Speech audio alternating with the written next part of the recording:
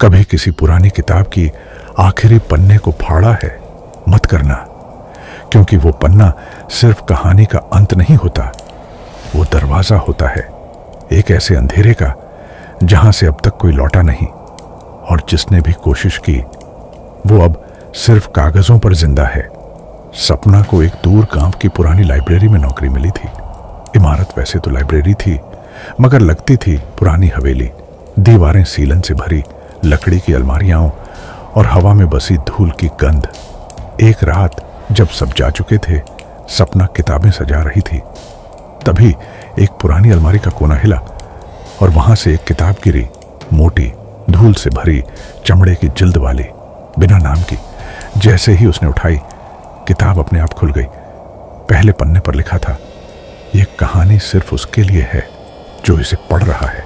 सपना ने आगे पढ़ा और हैरान रह गई। हर पन्ना उसके जीवन की तरह लग रहा था।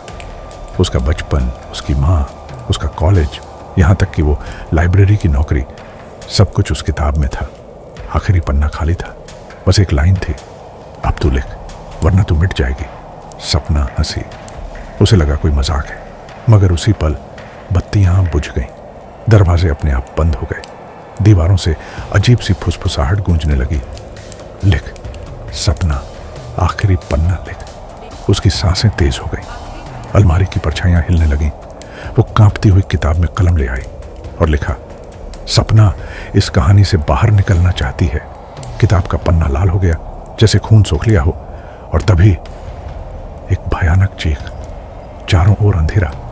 सपना गायब।